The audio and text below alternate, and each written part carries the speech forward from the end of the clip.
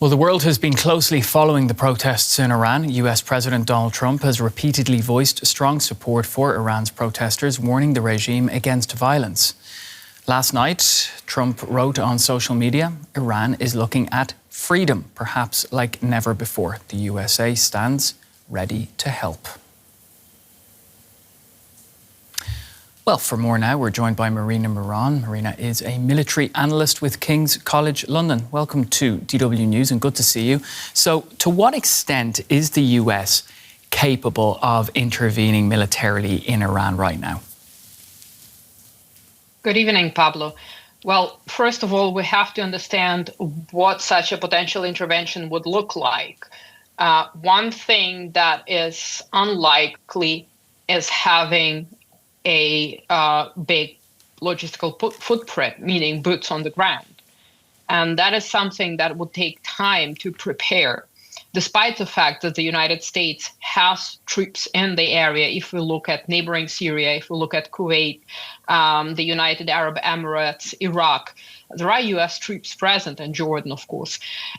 Therefore, what the US might be looking at are precision strikes, perhaps with involvement of special forces, and this is something that the US could master quickly.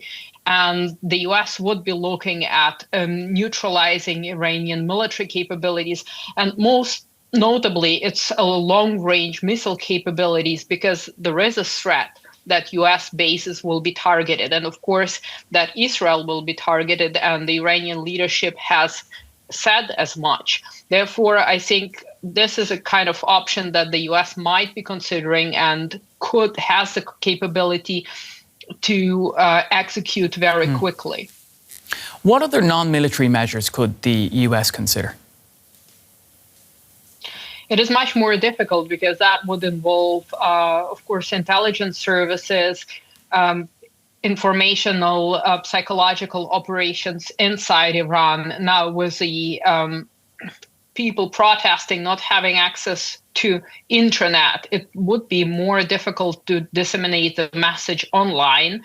There could be an alternative way, as I said, on the ground to conduct such operations. And of course, we have economic measures that could be implemented, but I think at this stage, it wouldn't change very much in terms of additional sanctions and so on. And of course, diplomacy. So those are the tools of statecraft that any leader has at their disposal, with the military being kind of the blunt instrument that is used as a last resort.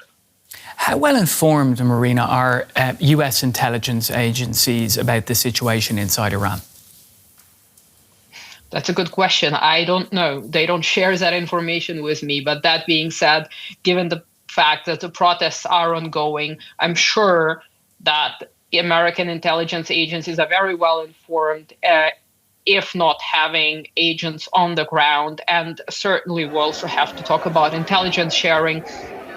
Israel, again, has shown during the last encounter between Iran and Israel with the U.S. involvement that Israeli intelligence has a network in Iran. Therefore, I think that the information that the American intelligence services have is plenty for them to be able to act accordingly and to wait out when is the ideal time to intervene.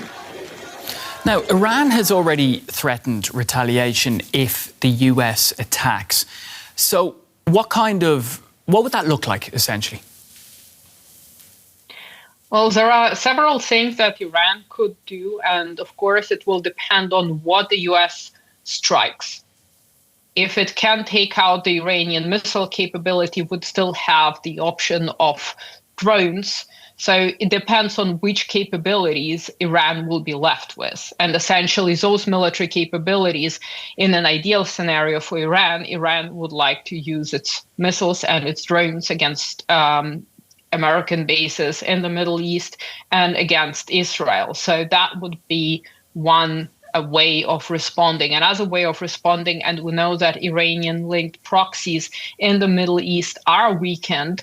However, there is a possibility that some of them will be activated, such as Houthis in Yemen.